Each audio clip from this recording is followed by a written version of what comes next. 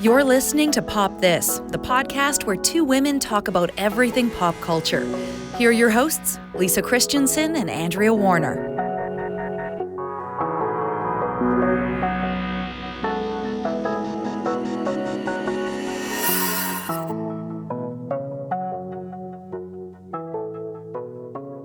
One of my things I'm not particularly fond of, and I may have discussed it here, is the rite of passage stories. I always find a little bit awkward and uncomfortable sometimes because they're so forced. You know, like we have to have that scene where, and then I knew kind of like a voiceover from Carrie Bradshaw or something. Yeah. And here's the thing. I think most teen dramas have one place they take that they should be set in, and that is a basement. Yes. A random home somewhere. Yes. Mm-hmm. Doesn't matter if it's the city or the suburbs or it's rural. There is a basement. It is filled, could be the wood paneling. I don't know, whatever. It's probably a little bit damp. There's something sort of sad about it because the basement started out as probably some point in your life where it was like the fun place where you were a little kid. And then there was the very innocent sleepovers. And then all of a sudden it makes a daring turn. A daring turn. Do tell. Devastating turn sometimes, depending. It's a devastating, yeah. Where different people start coming over, just on their own though, just like one or Yeah. And the door is shut, the music is loud, whatever thing. And anyway, I'm thinking some kind of documentary about teens in basements. I mean, I feel like documentary would be a little bit difficult because, although, maybe... you know what? I'm wrong. But it would have to be sort of like a found footage, like teens upload their own footage of because they're recording everything all the time now anyways. Yeah. So like maybe honestly, a TikTok montage. Yeah, TikTok could easily put together. Do teens still hang out in basements? I mean, I don't know because I don't have any teenagers in my life, but I would assume some there are teenagers somewhere hanging out in a basement for sure. Because there's something obviously very powerful and mysterious about teens in their bedrooms, which are always why can't I think of Superman's your lair? Fortress of Solitude. Oh, Fortress of Solitude. Sorry. I went lair, sorry. Yeah, your lair, your Fortress of Solitude, the place where to Virginia Woolf, a room of one's own, right? So you can go there and you escape. It's your posters. It's your world. You shut that door, presumably no one comes in. But there's something about the basement. Basements are different. There's a whole different kind of mystique around that. So I grew up and I lived in a 2-bedroom apartment with my sister, my dad, and my grandma. This is where we lived from the ages of 11 to 17. Me, I was 11 to 17. Anyway, so my sister and I had always shared a room up until we turned 17. When I got my first bedroom that was just mine, where I could close a door and keep her out, my God. Yes, it was the result of something extremely tragic. My father had died, but that was one real silver lining, was my own bedroom. Amazing to have my own bedroom. My God, and you didn't miss her because that would, no? No. Oh, because she's right in the house, yeah. Well, or in the apartment, we're just very different people in terms of sharing a room. So and we're very different sleepers. So she could only fall asleep to very loud music and her banging her head against her bed. That is not how I fell asleep. That I needed intense quiet and the privacy to be able to have my curtain open so I could read by the street lamp until I fell asleep. So we had very different ideas of what. How did you survive together for 7 years in the same room? Did you ever get to sleep? How that sounds impossible. It was really hard. So I would make her go to bed a bit earlier than me, and I would just always stay up really, really late. And that's how I ended up I wrote a bunch of YA novels by hand during my teen years between 11 and 17 or. Do you still have those? Yes, I do. No, they'll never see the light of day. But yeah, like, Oh, so, come on. no, no, they're not very good. I can say that for sure. I did watch a lot of soap operas. Anyway, all this to say, and I mean, I'm sure I was not a great person to share a room with either, to be fair to my sister. But we had literally never been apart between the time she was born and the time, like, I was 17 turning 18. We had shared a room our entire lives. Wow. Yeah. I don't Nightmare know if City. I don't know if I ever well, I had a brher, so that would Yeah. be, yeah, that would be. My brother had obviously his bedroom was right next to me though, and he had a lot of nightmares at night that he would I remember I talk about when you say different people. So my brother would wake up in a panic. Like, that's him still to this day. And he would yell, "Lisa, come in my room." And I'd be, all right. And like dead sleep. And I would just go in. I didn't know what was going on. I'm just like looking around. He's like, "Okay, there's a witch in my room." Oh. And I'm like, "Okay, where?" And he points. And there's some kind of weird shadow that was happening on the side of his dresser. And just me, I was like, "Yep, I see that. I'll go get daddy." And so I would go down the hall. And I remember waking my dad up and saying, "Wake up." And he's like, "What's wrong?" And I'm like, "There's a witch in Steven's room." And he's like, and then my dad, I guess, is very similar to me too. He's like, "All right, let's go." And he gets up and we both go in. And then my brother is just laying there terrified. And my dad was so great. He was just like, "And where's the witch?" And I'm like, "It's over here." And, and he said, "Well, look at that. That's just a shadow. Like, there's a tree branch out there and the street light." And I was like, "Oh, that makes a lot of sense." And my brother was like, "Whew." So anyway, there was no more conversation and we all just went back to bed. Wow. That's like that's so cute and such a nice resolution. It was. Nobody got mad. How Yeah. old were you at the time? Oh, Jesus. Like 11 or 12. Wow. Your Yeah. brother was older or younger? No, younger. Yeah. But it's so cute that, like, no one, and like, because honestly, I was half expecting someone to be like, obviously that witch possessed that tree branch and she's still in here. Like I could have seen it taking a very different turn. No, I mean, let's be honest. I tortured my brother in the morning because I'm one of those rare morning people. And he was one of those like sleepers, right? Like he just was dead to the world. And I would come in and I would sing Broadway show tunes. Oh, you're the worst. Oh, really? Just Oh. all right, far. We can't sing, but whatever I could think of that was the loudest, worst, and that's how I would wake him up every morning. Why? Why would you do that? I was up. I mean, Yeah. and I wake up and I wake up cheerful too. I wake up well. Oh, I hate I that. jump out of bed. I'm like ready to take on the world. I got jazz hands already. Why not share that with my I hate that so much. I hear, and I've told you this before, and it's true. I don't ever need an alarm. I just wake up. I've never heard so many disgusted sounds coming from AG. Yeah, I know. I'm just like, wow. It's like you just told her you eat babies. I know. Like, I hear people say they use the snooze, and I'm like, and I'm not kidding you. One time I was like, "What is that?" And they're like, "On your..."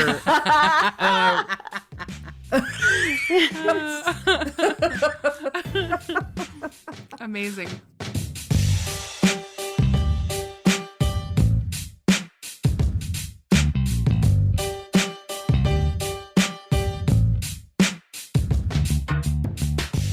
I'm Andrea Warner.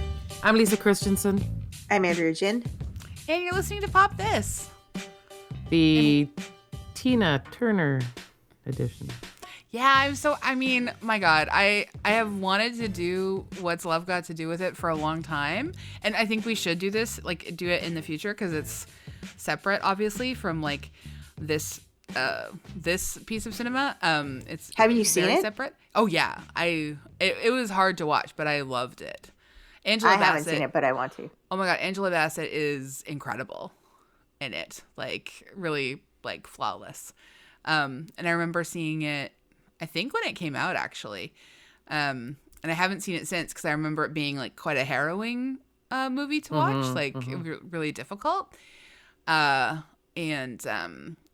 today we get to watch Tina Turner tell her story, like very specifically in her own terms, as part of this documentary.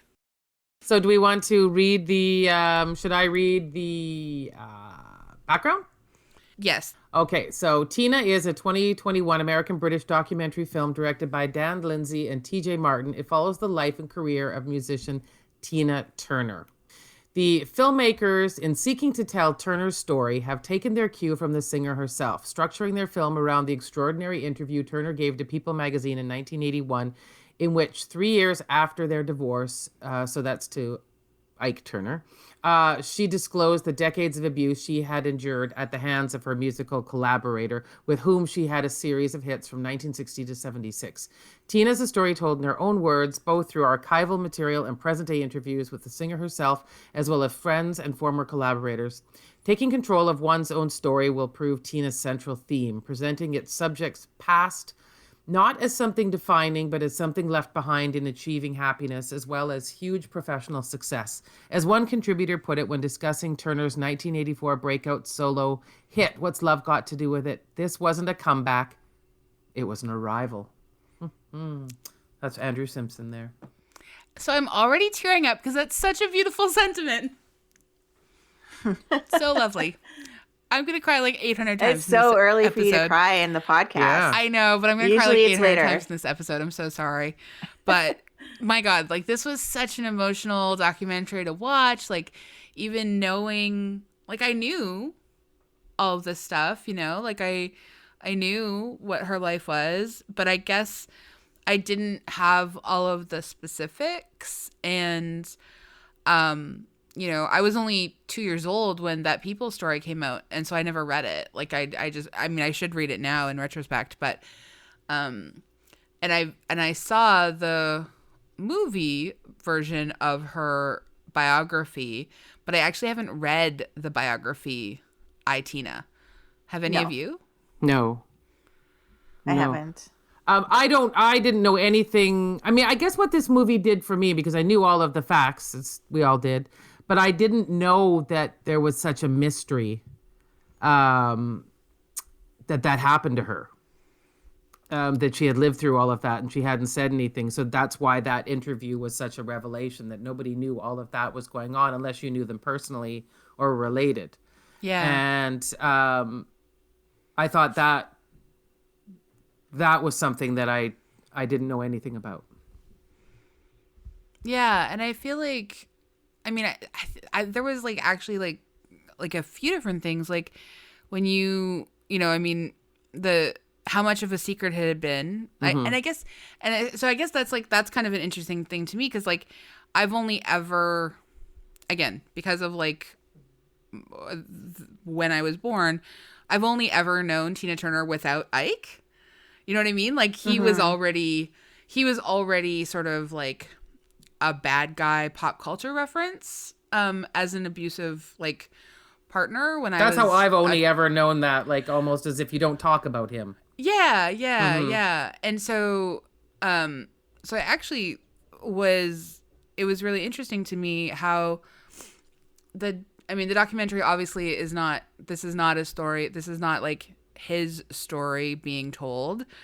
This is the story of what Tina experienced, but they still afford, I mean, obviously yes, bad guy, but I feel like they afford him a little bit more space for the complexity of his character. And we don't know how he really ended up, like how he became sort of this abusive person. But it at least creates some space for like, I don't know, some like there's a little generosity. It's not just him as an evil guy. Yeah, and I think that has a lot to do with Tina herself being very forgiving in how she talks about him. Like, you know, even near the end of the documentary, she's kind of like, you know, a lot of bad things happened and it was terrible, but you know, like he's launched my career, so maybe it was a good thing that we met, because otherwise she might still be in Nutbush. And so, and like, she kind of speaks very generously and forgivingly throughout the documentary, I thought, about him. Yeah, I think so too. And I also feel like it gave it gave some better context for how their relationship came to be, because I thought that was really fascinating to me. Like, they met, and she and one of the band members say that it was more like a brother-sister relationship in the beginning, and then she fell in love, but who knows if he was actually in love, but he was so worried that he would like make her a star and she would leave him, that he said, I have to make you my wife and therefore possess you. And that's such a obviously like devastatingly awful way to think about marriage, and about another human being. But I find it kind of fascinating because, marriage in 1960 and certainly leading up to 1960 was so often a transactional, thing. It was women and men coming together so that, there was some form of security and some form of like almost like a business relationship where like the man promises that there's going to be like security that he's going to provide, and the woman's going to provide X, Y, and Z, and like these like comforts and love and etc. And like, and well, she had come from a home where both of her parents had abandoned her. Yeah. Mm-hmm. Yeah, like that's, you're set up for like, unfortunately, like, really like predatory situations in that case where like, he gave her a new name. Yeah, well, he literally, I know, like he literally creates her. Yeah. It's, excuse me. Yeah, it's just, it would like there. Oh no. Oh, sorry. I was just gonna say it's like, it's a really, like there's a real darkness to that, but there's also just something really fascinating and compelling because like that. Oh my God. And then when Phil Spector enters the mix, my mind fell out of my body when Phil Spector, of course, wouldn't want Ike Turner around because like they're both these like dudes sort of like, peacocking each other and both want to control her in different ways. And yet she found like a sense of freedom through Phil's control because he listened to her and allowed her to do something different. Like, it's fascinating to me. And then Ike gets to be like, oh, your record flopped because Phil doesn't know what to do with you because black audiences aren't ready for you. And then he gets to sort of like pull back that control. Anyway, fascinating on so many levels. It is. And what I thought was really, what's the word I'm looking for? Peculiar about the documentary, but I do know that it was Tina Turner that wanted it this way. Is that there's so much of it about when she kept saying she was ready to move on and not talk about it anymore, which is why she authorized that biography to be written about her. So she thought she could get that out of the way. She didn't like when people asked questions about it, But yet, I would say, more than half of this movie is about that. Curiously. Yeah. I mean, I think that's kind of it echoes her life though, right? Like that's one of the problems. Like she can't get away from it because and I think that this is what we see so oftentimes, like particularly in stories of sort of, abusive situations. Like if you think about like Rihanna just doesn't do interviews anymore. Like people just want to ask her about Chris Brown all the time, and that was over 10 years ago now. Whereas you would honestly, and it's so weird when you think of it that way, but you would never think about interviewing a man and saying, are you still beating your wife? Like that would be considered. But that's the thing, like out of control questions. Yeah. Right? Like in domestic violence and usually these kinds of situations, like women are the ones who are expected to perform the emotional labor of their trauma and abuse over and over and over and over again. Well, we saw Gayle King do that to FKA Twigs, Well, just but I recently where she said, why didn't you leave him? And she's like, why do you ask me that question? But I thought that was actually really important for them to model that and for them to demonstrate that. Like, I feel like Gayle King knows how to ask those kinds of questions so that FKA Twigs can say that and say, and like, you know, don't ask me that question. Ask why men do this to women, you know, because you need to actually create a space where you can have that conversation in public in front of people. Like, and I think that Gayle King is one of the, like, I don't think Gayle shows her questions in advance, but this would be the kind of interview where FKA Twigs knows that this is what sort of the talking points are for the interview. Well, and if she anticipated being asked that makes me sad. Because she knows that's what is going to, and I think she could have easily said, if that was the case, she could have easily said, thank you for not asking me that. I don't know. I feel like there was some agreement between them in advance to sort of have that conversation, even if it's like an uncomfortable, awful one. Because in FKA Twigs saying that publicly, it does tweak it for everyone else to be like, oh my God, yeah, why are we asking her this? You know what I mean? Like, and I hate that is part of the function of again, traumatized women having to sort of like relive their trauma over and over again publicly. And I wish that it didn't have to sort of like be half of what Tina talks about. I know from like personal experience, like, you know, like I wrote Buffy St. Marie's authorized biography, and she disclosed like a tremendous amount of intimate partner violence to me in that book, and also like a lot of other traumas that she has like lived. And I've been in interviews with her where like if you put it in the book, you know it's going to come out, right? Like, you know, like people are going to ask questions. But there's like such a different way between the way some people ask questions, the way other people ask questions. So like for example, I remember one, like an NPR person, the very first thing, like there wasn't even any like pre-production conversation. He just was like, so you don't have a birthday. Like, and that was his like entry point into like, and then it was like, and you've experienced a lot of like spousal abuse, and like it just like it was just like there wasn't any framework and or even like a framework of consent around the conversation.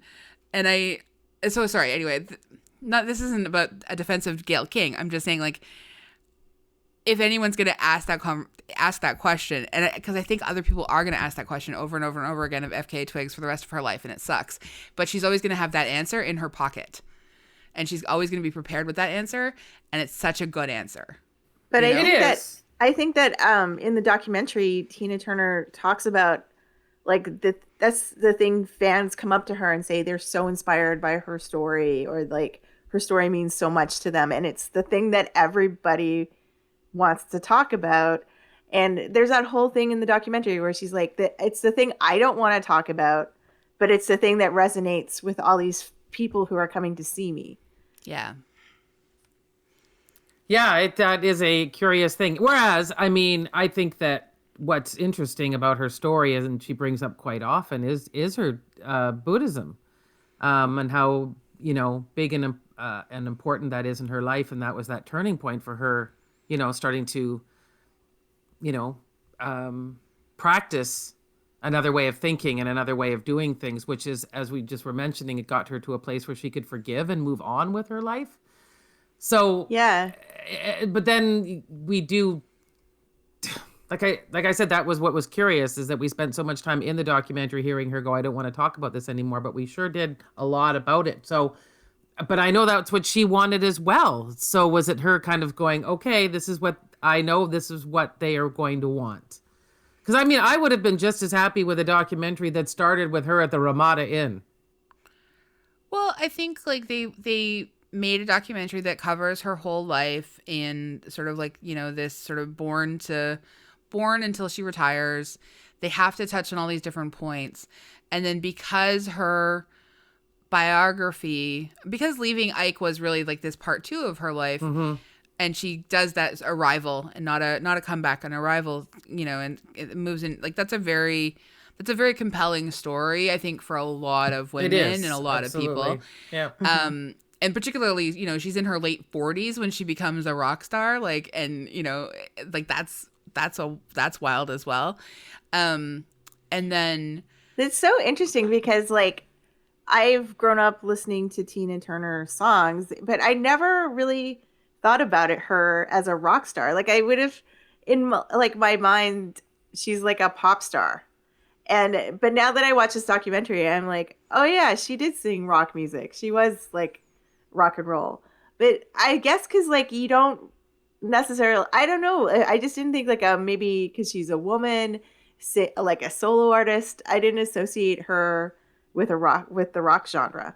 Well, it was 80s rock too, so Yeah. That's a totally different sound as well. Well, and I think you're right in that, like, sort of I think she is a rock star for sure, but like so often, like the way that media sort of categorizes rock as being a genre that belongs to men and pop belongs to women, and that's a very you think of it as like it has to involve people playing guitars. Well, she has tons of people playing guitars. She just doesn't happen to play guitar. I just never really saw that because I guess I've never saw her play live or anything. And in her videos, it's just like most of her videos is like features just her. And but I would say like watching the early stuff, that she did with Ike Turner, that's her roots are rock. That's what it felt like. That review felt like a rock review. Totally. Yeah. For sure. That energy and he was a guitar player, right? That was a big part of his style as well. So, well, I realize it now because the documentary puts it all together, like her beginnings and everything, and playing these like huge stadium arena shows. It just like the documentary put it all together for me. But prior to this, I hadn't really thought about it. I wish we could have just spent. I always knew Tina Turner to be stylish, but I had not really thought about what a style icon she was. From my goodness, such a style icon. Like it is all of it. Yeah. From those dresses they were doing. They were their own stylists. They were doing the makeup, those dresses. It's amazing. And then when she breaks in, like that outfit she's wearing, and what's love got to do with it? Just like those, with the jean jacket and the black leather miniskirt. I mean, people are wearing that every single day. Like all the time. Like all of those outfits she's wearing, just that simple black sweater she's wearing with those kind of leather pants. I'm just like, why? We don't talk enough about her fashion sense. I don't feel like, how she changed her hair, that whole different style there. Yeah, I feel like even who put together the outfit for Beyond Thunderdome too, right? I mean, that's an incredible outfit. Oh my God. Oh my God. I agree with you completely. Sorry, there was one thing I forgot I was going to say is that I think that the reason it becomes that Ike and Tina story over and over and over again is because in 1981, she tells her story to people. In 1986, the biography comes out. 1994, the film comes out. Yeah. And, in the sort of 2000s, she kind of disappears for like 10 or 15 years. They don't even cover like the medical struggles that she has had over it. Like they sort of blitz over that entirely. And her husband gave her his kidney? I know, but they don't even cover that. That seems like a big story to me. Like, well, and what they give us, which I love so much, and I think this is really interesting as a structural thing, this is Tina Turner and love and her search for love, like her whole life, right? So they give us this really beautiful setup where she is just, love is such an absence for her. And she has this, oh my God, she says this one thing that really breaks my heart. And I hope that people watching this don't actually feel this way, because I don't think that this is true, but I understand how it becomes something you tell yourself. But when she says, I will receive it when I have earned it, like that's a really tough space to try and do anything in. This idea that you have to earn love. And I think that that's really She was drunk hard. too when she said that, wasn't she? No, I don't think so. Well, I thought mean, that tape they were playing. She did that. say she was drinking. Yes. Yeah. And but like that's like one of those harsh things you tell yourself in a moment when you feel like, I think, really just like you're working through stuff, right? And so the fact that we do get to a space where she has this sort of really by accident incredible instant head over heels love with both of them, with Irvin. Oh my God. And he loves her so much. I burst into tears for like the 7th time. And he's talking those about how much early he loves pictures her. of him, how shy and cute. Oh my God. So cute. I just, like their love affair is so sweet, and they don't go too deep into it, and they keep a lot of stuff for themselves, which I really respect.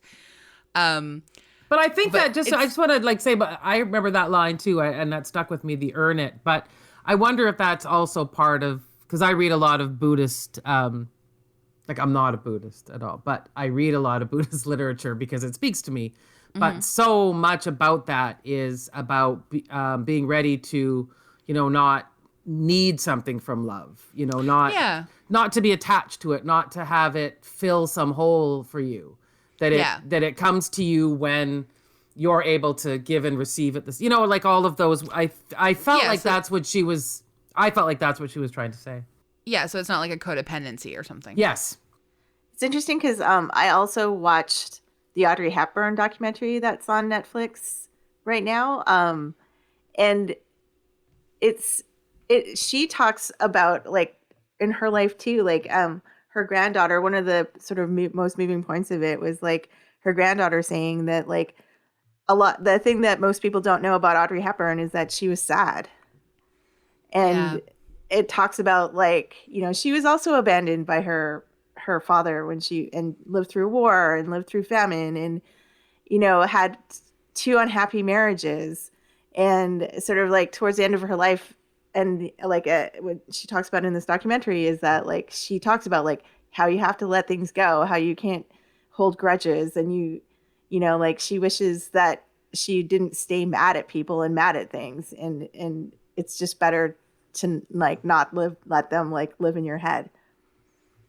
And so it's so interesting to see like kind of the similarities. I know like they're 2 completely different people, but like the similarities between like these 2 huge icons that were kind of global stars, and you don't think of them as not finding love and being sad in their personal lives. Yeah. Well, it's until interesting. later on, because Audrey Hepburn did find love like in the last 10 years of her life. She had a partner that she called like the love of her life. Aw, that's nice. It's interesting to compare to, like, I haven't watched it yet, but the documentary on Billie Eilish, covering somebody at the beginning of their life and career, as opposed to watching these ones where people are looking back. Well, I mean, Audrey Hepburn's dead, so she's obviously not, like, with the way Tina Turner is in this documentary, like, this is her story and she's still able to tell it and learning all of those lessons. And then like I hear interviews with Billie Eilish and she's almost like, I don't know why I'm doing this. Like this is, but to capture that. And I wonder what it'll be like for her to look back at that movie in like 30 or 40 years or something. Yeah. And I was really moved by how they're framing this documentary as like Tina Turner saying farewell to public life. Like this is her final statement that she wants to make and what she wants to leave her fans with. And now she's going to go back to Europe and just quietly, hang out in that mansion in Zurich. Oh my God, her house is so beautiful. I'd never leave there. I would never. I wonder if she's neighbors with Shania. That's what Carlos was asking me. He was like, do you think she's neighbors with Shania? I mean, there's probably an awful lot of rich people living on that. Yeah, there. I would assume too. One of the parts of the movie that it really broke my heart was the reflecting on the relationship with her mom, and then that archival interview with her mom, where she at one very critical moment, her mom looks like she's going to burst into tears. And I found that like very, I mean, it was hard to watch because you don't know, like, you know, based on what Tina has said about her relationship to her mom and what other people have said about Tina, like Tina's mom, you know, she seems to have like been quite cold to Tina and like actually like kind of hateful and very like it's a very, I don't know, astringent relationship. Like she wants Tina, I think at one point says that she's interested in Tina's fame and her money because she bought her a house, but like that's and kind of like how she kind of refuses to give her credit for achieving stuff or, you know, being able to afford to buy her stuff. She thinks must be coming from somewhere else. But like her mom does have this like sort of metaphor that she goes through about how like Tina just makes it happen. Like she has made her way, like, and it's so fascinating because like I feel like in that moment we're seeing her mom sort of like acknowledge that she's the one who's like not holding the ladder of Tina, like to help her in any way. And like but it's so complicated. And I feel like this documentary does like such a good job of leaving space for all of those complicated relationships to like acknowledge them, but then not try to solve them. Right. It's interesting. It's very similar to Oprah Winfrey's story though, and they're quite close. Yeah, I love that Oprah and Tina like found each other. Yeah. I really, honestly, like when she's like holding her to help her walk in with Irvin at the musical, like opening night of the Tina Turner musical, like, oh my God, so good. I like how like it also makes you think about, you know, the struggles that she faced when she was on her own trying to put out a solo record, because I never really thought about that either. Like obviously I know she's like a Black woman, but then you're like, oh my God, she was like 44 when she was trying to do her solo record, so she would have been facing ageism too. And like because you think like, oh, Tina Turner at that point was like a proven entity, like people knew she could sing, she had a bunch of hits under her belt already. But yeah, like can you imagine that at the exact same time as the Rolling Stones were just like, and the Who, or name any other rock band with men in their 40s, 50s, 60s, 70s. I do believe that like the drummer from the Rolling Stones is 80. I think Charlie Watts is 80. The most hilarious scene to me was when they talk about the making of What's Love Got to Do with It, and they show that the original British band, oh my God, Bucks Fizz. Yeah. Wow. Doing the song and how she completely changes it. And it's like, it goes from being like the lamest song you've ever heard to like the coolest song you've ever heard. Well, but that's just because she like does it in her style. And she didn't like it, which is amazing. But she's like, but I'm a pro and I will give you Tina.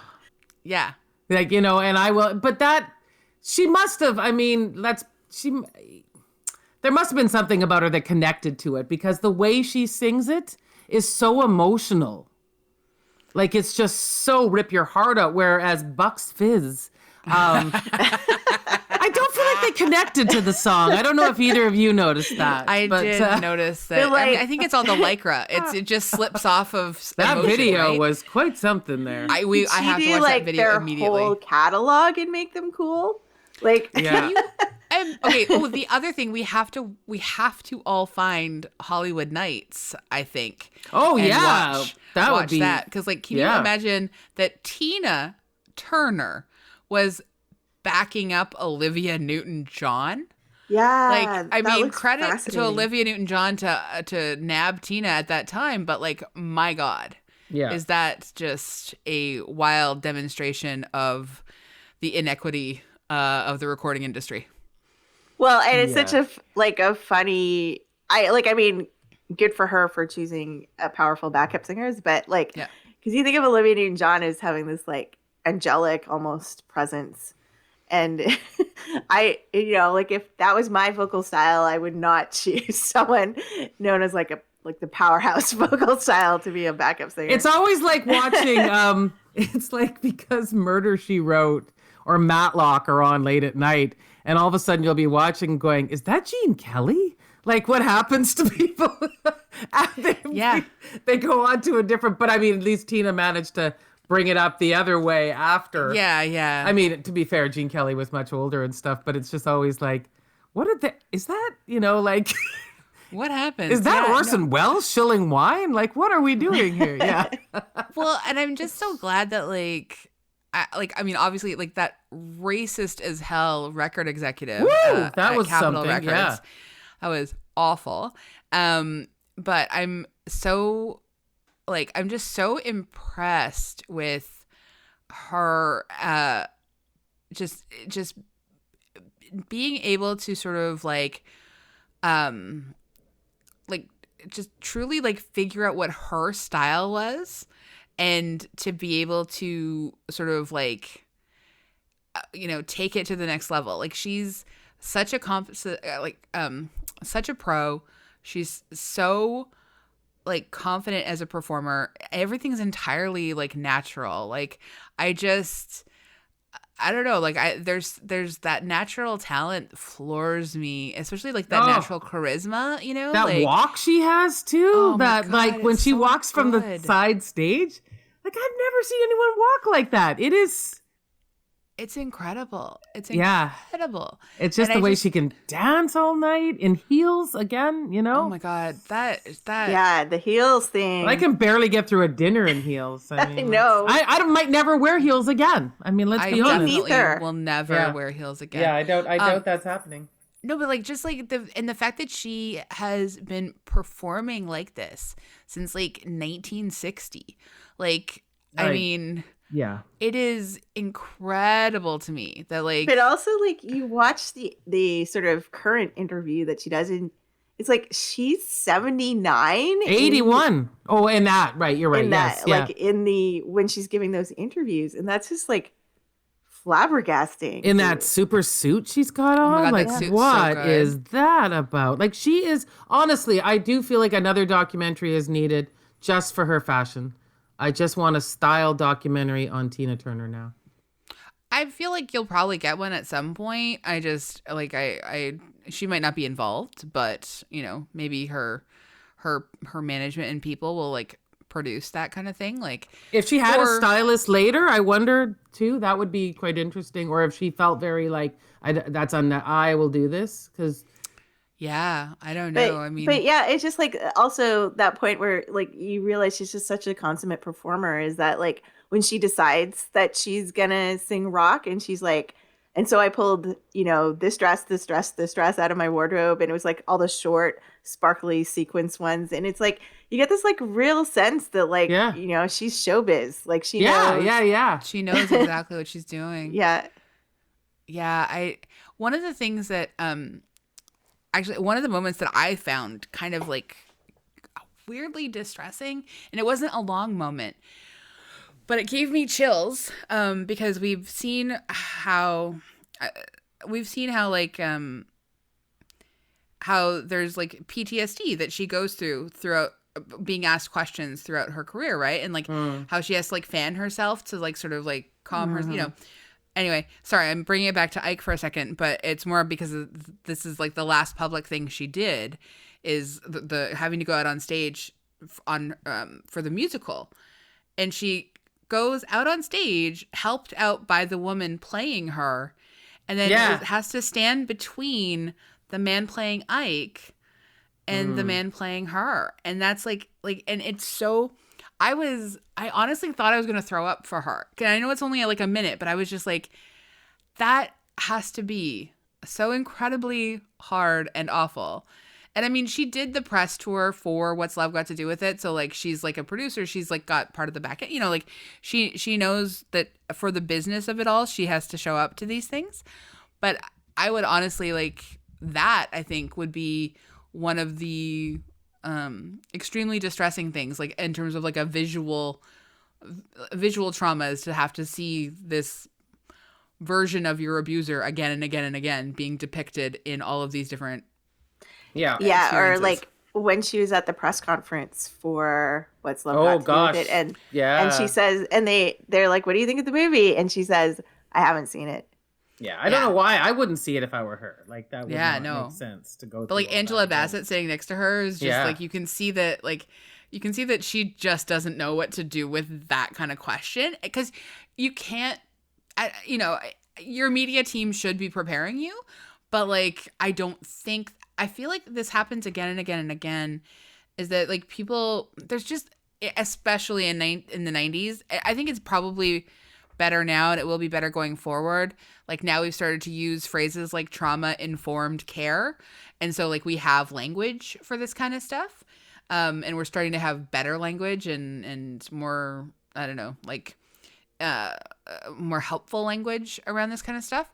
But like you just know that like every question that came out of some journalist's mouth, even the People, like the Big People article, when he read it and the journalist is reading it and he has to read his intro, it's a very uncomfortably sexual intro for what follows. Mm-hmm. Because this is an article where she's going to be talking about being raped and abused, and he listened to her and had these conversations with her, and he's still going to talk about how she's on the prowl. Like, if you think about the framing of what this man does for this groundbreaking interview that changes her whole life, it's actually super gross. It's like, really distressing. It's probably not the first time or the last that People magazine has compromised something weird. No, for sure. I just like, I always just think about like what kind of writers we want to be there to sort of like frame people's stories, and there's just like this real I don't know, this real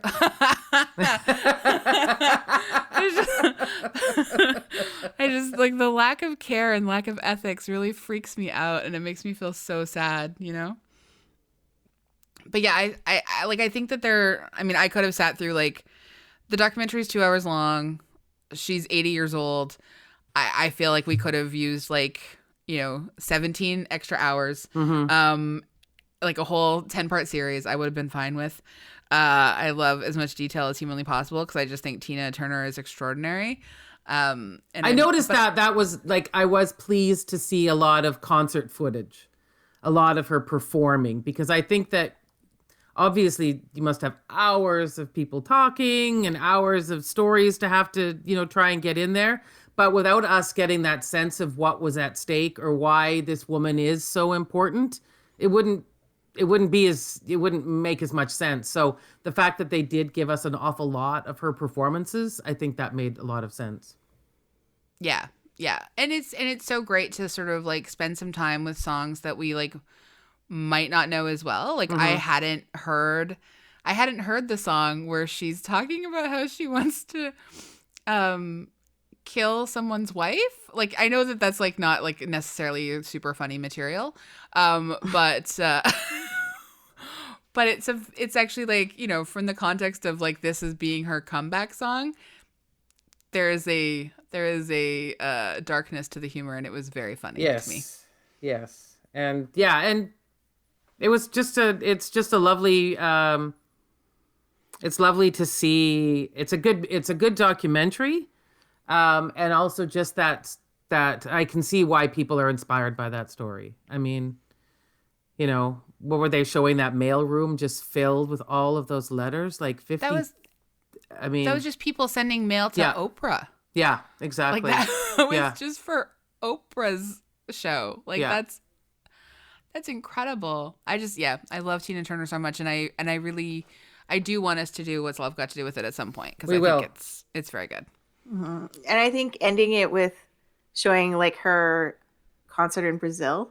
Yeah. And for so many people, like 186,000 people. That's crazy. Yeah. I honestly can't, like when they show the aerial shot of that stadium, that's, I mean, one, yes, I know that I'm in COVID and the largest crowd I've been in is like 5 people for like, that's the biggest group of people I've been in for the last year and a bit, but like 186,000 people just freaking out because they love her so much. Yeah. Like, yeah.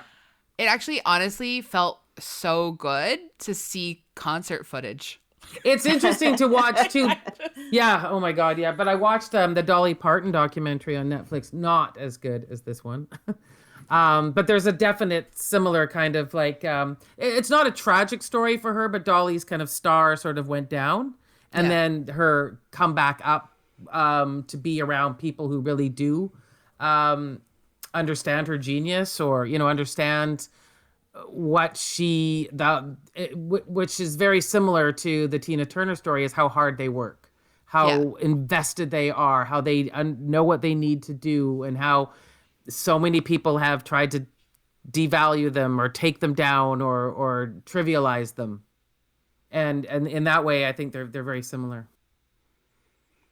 Yeah. I mean, it's honestly, it's a story of so many women, and like, I will, and especially like women musicians and artists. And like, there were definitely lots of points throughout the documentary where like Carlos and I would like turn to each other and be like, this really reminds us of aspects of Buffy's story. Yeah. And and I actually texted her while I was watching it. I was like, have you watched this yet? And she's like, yeah, I'm in the middle of it. Oh, like, okay, wow. great. That's Good. funny. That's Good, funny. because like, yeah. because like, you really need to see this, because yeah. Yeah, no, I So think there's a many- lot of resonating for a lot of women going on. Well, as we know, but I mean, professional artists and things, you know. Wow.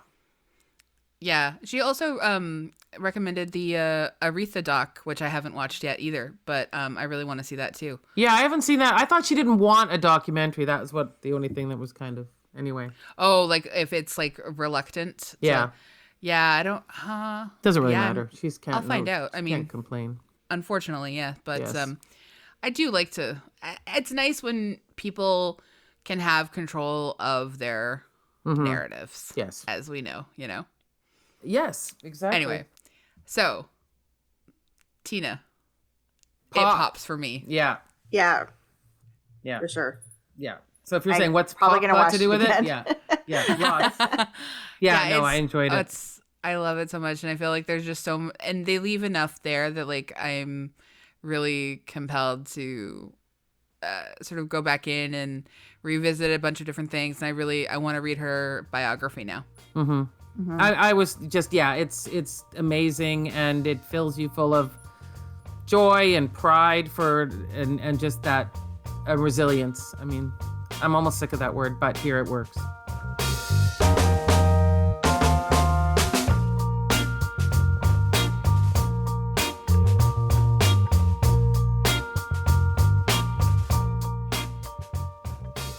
We also love to leave our episodes on something we recommend. So, AG, do you want to go first? Sure. So I watched Alan versus Farrow last week. Oh my God. All of the episodes? All four? Yeah, there's 4. Yeah. And I mean, it's difficult to watch because, you know, as is pretty obvious, it deals with Dylan's like alleged sexual abuse at the hands of Woody Allen when she was a child. And there's, you know, footage of her being interviewed as a child, and a lot of it is difficult to watch at points, but I think it's really important to watch it if you can, because you kind of have there's been so much that is wrongly told about this story in the press over the years. It's just kind of, it'll take your breath away, the sort of amount of like how everything you thought about the story is kind of wrong. Yeah. Anyway. Yeah, it's super distressing. Well, I look forward to 4 harrowing hours or however long it is at some point. Yeah. Thanks for that recommendation. Lisa, what about you? What are you going to recommend? Well, 6 months after you recommended it, I have decided to watch Ted Lasso. So good. So good. I have 1 episode left, so there's 10 in total. I am so excited for you right now. And I love it more. You know, I think for a lot of us in the pandemic, we've all gone through Community again. We've all gone through Parks and Rec again. We've all been looking for those stories that have us that are funny, and insightful, but also have a heart. And it's a hard mix, that combination, where you get all of that working. And boy, oh boy, it's full cylinders on Ted Lasso. Yeah. Oh, I'm so happy that you watched it. It's so good. I love it so much. Yeah. I'm so excited about season 2. Season 2 is filming right now. I'm very excited about that. Yep. I am going to recommend a book that's not out yet. A counselor. You know what? I said a pamphlet. Oh my God, I thought you said a counselor, and I was like, I would actually. I am going to recommend a book that's not out yet, but I know it will be reliably fantastic because it is written by Jen Sukfang Lee. And it is her book of poetry, The Shadow List. It is out April 23rd. Well, that's the official launch party for her book online is April 23rd, 7 p.m. Pacific. Rob Taylor is hosting. Our friend Zoe's bookstore, Upstart and Crow, is co-hosting the launch. There are going to be games. Oh. And I just think it sounds. I mean, Jen Sukfang Lee is such an amazing writer. I'm really thrilled about her poetry collection.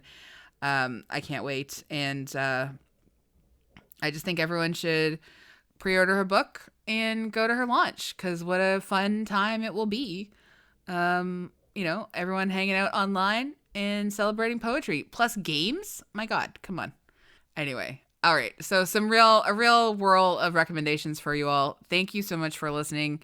You can hang with us on Twitter, Facebook, Instagram.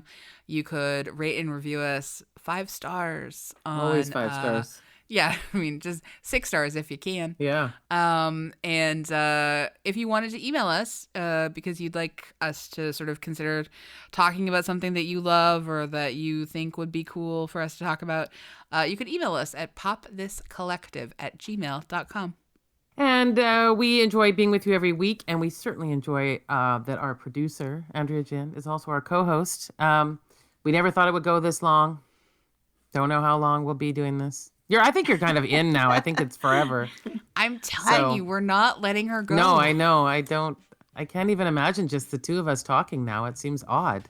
Never again. No. What a waste of space. Really. There's a lot of years wasted when we could have been doing this. The whole time. I wouldn't. That's going too far. No, it's like the end of a rom-com when a person's like, you were there the whole time. Oh my God, that's genius. I totally agree with you. That's genius. You were there the whole time, AG. Yeah. Well, thanks everyone, and have a good week. Thank you. Thanks. Bye.